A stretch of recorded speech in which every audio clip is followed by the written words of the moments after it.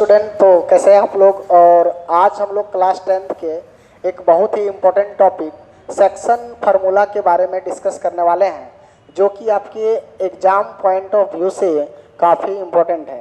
ठीक है, तो आप लोग ध्यान दोगे। सबसे पहली बात कि सेक्शन फार्मूला होता क्या है और इसके में क्या क्या काम हम लोग को करना होता है। ठीक है, तो सबसे पहली बात हम लोग यहाँ पे एक तो हम लोग ड्रॉ करेंगे कोऑर्डिनेट एक्सिस। सपोज करो ये हमारा कोऑर्डिनेट एक्सिस है कुछ इस प्रकार का। ठीक है, ये हो गया ओरिजिन, ये एक्स और ये एक्स डैश, ये वाई और ये वाई डैश है बच्चों। ठीक है, अब देखो इसमें सेक्शन फार्मूला का सबसे पहले हम लोग फार्मूला को ड्राइव करते हैं, उसके बाद आगे की बात को समझते हैं।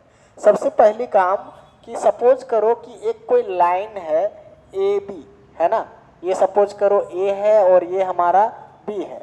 अब इस ए बी को कोई पॉइंट सपोज कर लो कि एक पी एक कोई पॉइंट है जो इसका नाम पी है और इसको m1:m2 रेशियो में डिवाइड करता है। इसको मैं एक रफ फिगर भी ले लेता हूँ। एक सपोज करो कि ये हमारा ए है और ये हमारा बी है। इस ए बी को एक पॉइंट पी क्या कर रहा है, इसको m1:m2 रेशियो में क्या कर रहा है, डिवाइड कर रहा है। अब हो सकता है कि ये बीचों बीच में भी हो सकता है या कम अधिक हो सकता है। एक रेशियो में डिवाइड कर रहा है किसको, ए बी को। कौन किसको, line segment joining a and b. तो इसमें आपको क्या होगा कि इसमें ए का कोऑर्डिनेट सपोज करो कि x1, y1 गिवन है और बी के जगह क्या गिवन है, x2, y2। और जो पॉइंट P है पता नहीं P कहाँ पे है, इसीलिए इसका नाम दे दिए x, y।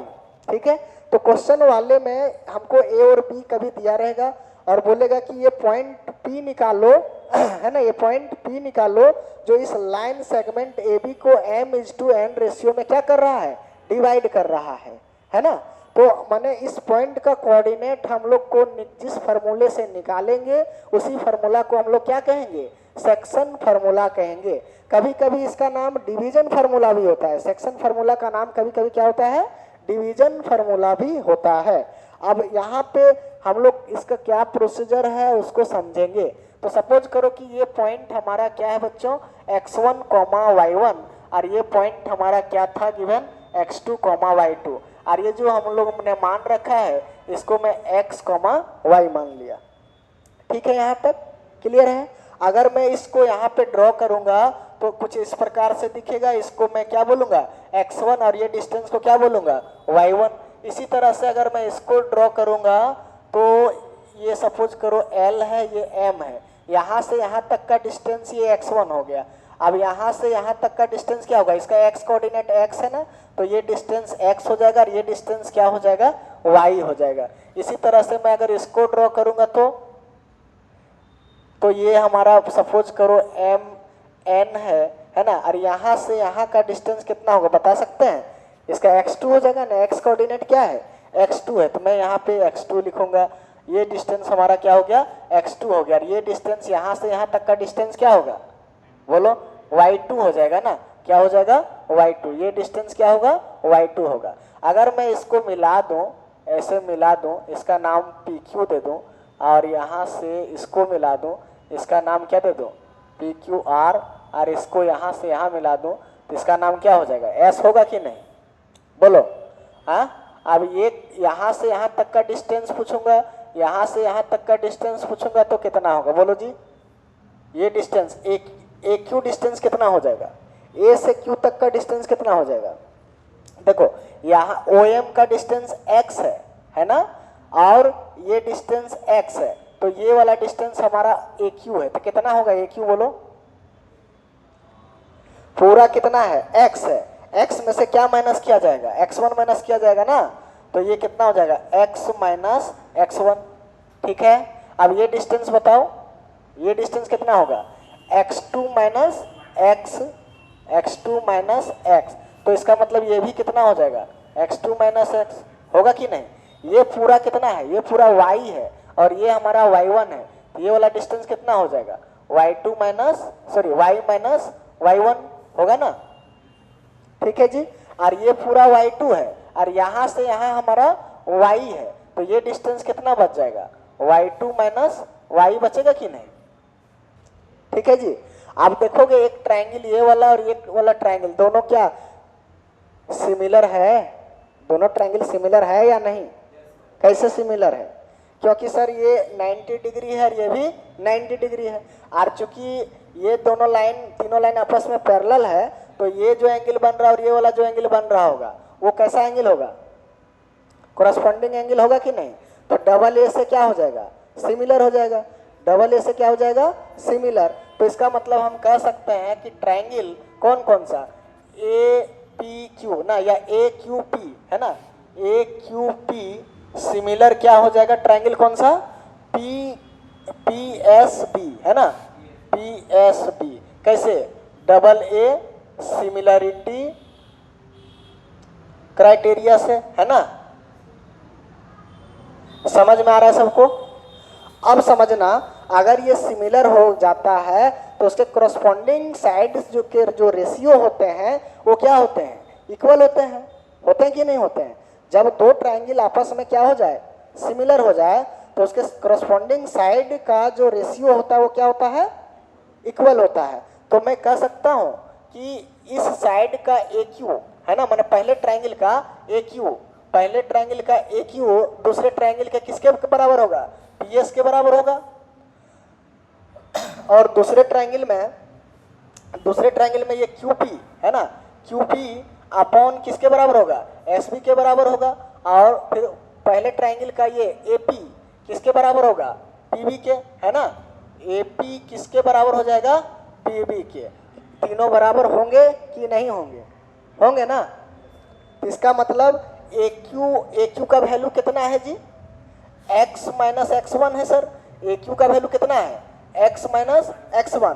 पी एस का वैल्यू कितना है? x2 माइनस x ना, अपॉन क्या लिखेंगे? x2 माइनस s लिखेंगे। बोलो हाँ या ना। इसी तरह से QP अपॉन SB, QP कितना है? QP देखोगे y माइनस y1 है, y माइनस y1। और इसका बताओ QP के बाद SB कितना है? y2 minus y। अब आगे बताओ AP कितना है जी? AP का वैल्यू m1 है और m2, m1/m2। बोलो हाँ, यहाँ तक क्लियर है या नहीं? हमारा m क्या है? हमारा m है P का कोऑर्डिनेट निकालना, मैंने x और y का वैल्यू निकालना। तो देखो, अब ये दोनों को इक्वेट करेंगे और फिर देन ये दोनों को इक्वेट करेंगे, है ना। अगर हम इसको इक्वेट करेंगे तो क्या होगा? x minus x1 divided by x2 minus x is equal to m1/m2, and यहाँ से y minus y1 divided by y2 minus y equal to m1/m2 लिख सकते हैं या नहीं? ठीक है यहाँ तक। अब आगे देखो, इससे हम x की वैल्यू निकालना चाह रहे हैं, तो इसको इधर ले जाते हैं और इसको इधर ले आते हैं, क्रॉस मल्टीप्लाई। तो क्रॉस मल्टीप्लाई करोगे बाबू लोग, तो ये m2 इंटू हो जाएगा x माइनस x1 से, और m1 इंटू हो जाएगा x2 माइनस x से, है ना। अब ये अगर अंदर मल्टीप्लाई करोगे तो ये हो जाएगा m2x माइनस m2x1, यहाँ से m1x2 माइनस m1x होगा कि नहीं? बोलो। अब x वाले को एक साइड रखते हैं और विदाउट x वाले को एक साइड रखते हैं। तो x वाला यहाँ है, x वाला यहाँ है, तो इसको पकड़ के इधर ले आते हैं। ठीक, तो कितना हो जाएगा? m2x, इसको इधर ले आए तो प्लस कितना हो जाएगा? m1x, और इसको हम दूसरे साइड ले जा रहे हैं, यहाँ पे है m1x2 प्लस m2x1। बोलो हाँ या ना। अब यहाँ से x कॉमन आएगा, तो x कॉमन आएगा तो पहले m1 को लिखते हैं फिर m2 को लिखते हैं। बाहर कितना है? x है, और इधर कितना है जी? m1x2 plus m2x1। तो x की वैल्यू चाहिए मुझे, x की वैल्यू चाहिए, तो x की वैल्यू कितनी हो जाएगी? m1x2 प्लस m2x1 और divided by m1 plus m2। ये किसका वैल्यू निकल के आया? x का वैल्यू। सिमिलरली आप लोग क्या निकाल के लाओगे? y का वैल्यू ऐसा ही निकलेगा कि नहीं? इसको हम लोग क्या करेंगे? m2 into Y minus y1 और m1 into y2 minus y लिख सकते हैं। मल्टीप्लाई करोगे तो ये कितना हो जाएगा बाबू लोग?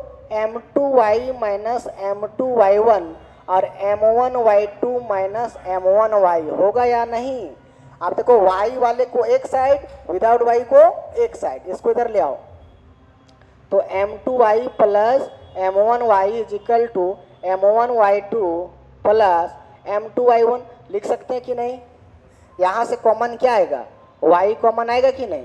तो m2 in plus m1y is equal to m1y2 plus m2y1। तो y की वैल्यू कितना आ जाएगा? m1y2 plus m2y1 divided by m1, इसको m1 प्लस m2 नहीं लिख सकते? m1 प्लस m2, तो ये आ गया y का वैल्यू, है ना। और p x, y का कोऑर्डिनेट निकला या नहीं निकला? बोलो। तो इसका मतलब p x, y का जो कोऑर्डिनेट निकला वो x कोऑर्डिनेट कितना है? x कोऑर्डिनेट हमारा क्या निकल के आया? निकल के आया m1 x2 plus m2 x1 divided bye m1 plus m2। और y कोऑर्डिनेट कितना निकल के आया? बोलो। m1 y2 plus m2 y1 divided bye m1 plus m2। और इसी फार्मूला को हम लोग क्या कहते हैं? सेक्शन फार्मूला, है ना। ये जो हम लोगों ने निकाला ये इसका क्या है? डेरिवेशन है। आपको क्या याद करना है? आपको ये याद करना है, माने पी एक्स वाई का जो वैल्यू आएगा कुछ इस प्रकार से आएगा। अगर हम इसको कंपेयर करेंगे तो x की वैल्यू ये वाला x कोऑर्डिनेट होगा और y का वैल्यू हमारा y कोऑर्डिनेट होगा। तो यहाँ क्या लिखेंगे? m1 x2 plus m2 x1 divided bye m1 plus m2। और y का वैल्यू क्या लिखेंगे? m1 y2 plus m2 y1 divided bye m1 plus m2। इसको शॉर्टकट तरीका कैसे है ये समझना। अभी मैंने जो चीज़ बताया ये डेरिवेशन था, फाइनल आंसर हमारा ये है। कैसे आता है इसको समझने की कोशिश करोगे सभी लोग। जैसे अगर सपोज करो मैंने एक पॉइंट क्या लिया था x1, y1, दूसरा पॉइंट क्या लिया था x2, y2। अगर ये कोई पॉइंट p x, y है जो इस लाइन सेगमेंट को m1:m2 रेशियो में क्या कर रहा है? डिवाइड कर रहा है। तो पी एक्स, y जो निकल के आएगा वही हमारा क्या होता है? सेक्शन फार्मूला होता है। तो क्या करेंगे? यहाँ से m1 को x2 के साथ इंटू करेंगे और m2 के साथ x1 के साथ। कार में देखा है क्या होता है? वो स्वाइप करने वाला जो ऐसे ऐसे घूमता है ना, वैसे ही एक पहले किसको m1 किसके साथ? बोलो। m1 किसके साथ इंटू होगा? x2 के साथ। m2 किसके साथ होगा? हाँ, इसको लिखेंगे m1 x2 प्लस में m2 x1 और डिवाइड कर देंगे m किसको जोड़ करके? m1 plus